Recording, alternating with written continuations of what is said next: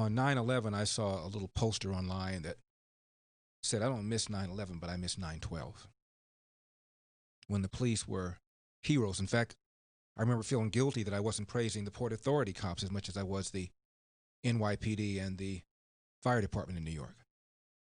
That's how we thought. That's how we felt. They become more racist than they were then.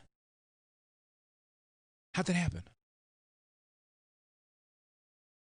I keep waiting for one of these athletes in the wake of people protesting and kneeling and doing demonstrations on the fields, on the football field and basketball fields. Is there going to be somebody with credibility?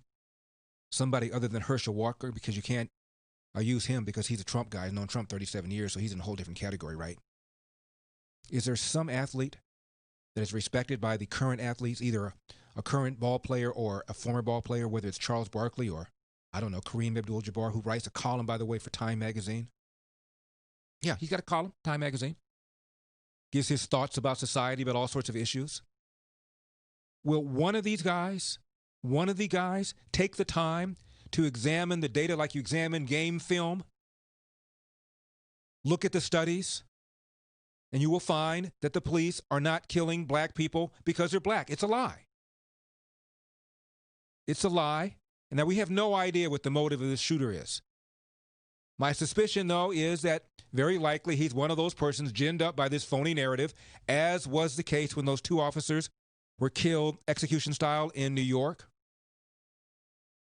by a black man, also motivated by this phony narrative, as was the case in Baton Rouge when 3 officers were murdered ambush style by a black man who either posted or told friends about his belief in this narrative that the police were killing blacks just because they're black, as was the case in Dallas.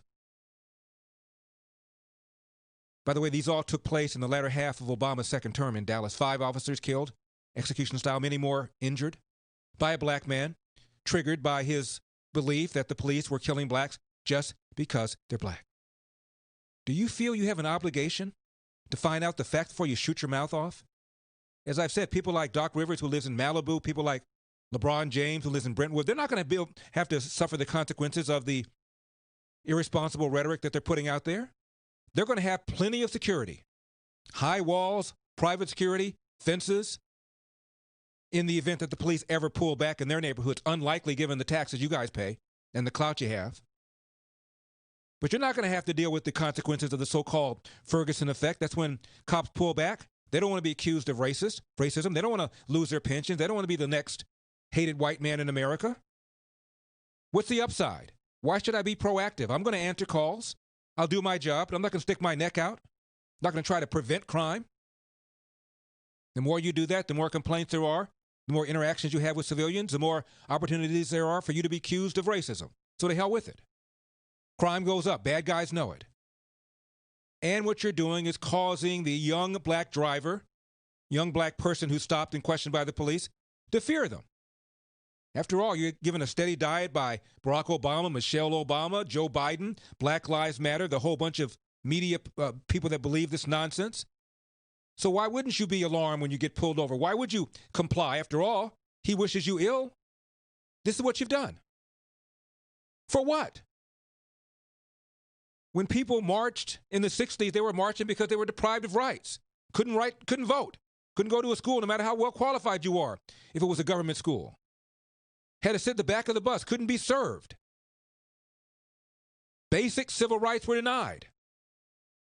What are you protesting? You're protesting over a narrative that is false. The narrative is that the police are engaging in systemic racism. What is your data for such a hellacious charge in the year 2020? After we've had 8 years of a black man running the country whose DOJ was also run by consecutive black AGs, and they didn't do anything about this alleged systemic racism? You see, here's the game. Here's the con. Here's the scam. Racism has receded as a factor in American life. So they've got to invent more things to get people angry about. And everybody gets angry when you see somebody killed by the police if it's perceived to be an unwarranted killing. So let's give the impression that this is something that happens frequently, systemically, institutionally, structurally, endemically, or the new one that Beto O'Rourke gave me I hadn't heard before, foundationally. So that's a scam. And the media pushes it for ratings, for clicks, and because they feel that this narrative could very well defeat Donald Trump because they know that they helped to create him. They kept putting him on when he first started running as a joke.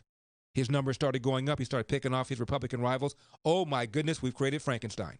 And they're angry at themselves, and they're determined not to let it happen again. As far as Democrat politicians are, this is just a 101 playbook. Race card, race card, race card. Why? Well, you have 13% of the country is black. A large segment of our electorate is black. And in order for us to keep that electorate, what is going to be our argument? We've given you good schools, can't do that. We've given you safe streets, can't do that. Giving you secure borders where illegal aliens don't compete for jobs that otherwise would be held by you, can't do that. But we're Johnny on the spot when it comes to racism. When it comes to complaining about it anyway. Absolutely. That's us. So pull the lever for us because we'll do something about the non-existent systemic racism that you guys are convinced exists because we've said so. This is what's going on, and it's disgusting. 50 officers killed last year. Twice as many officers killed as unarmed blacks killed. Anybody care? Anybody give a damn? I bet you the average black person believes those numbers aren't even close. I bet the average black person believes far more unarmed blacks are killed every year than cops. Clueless. Ignorant. I'm Larry Elder.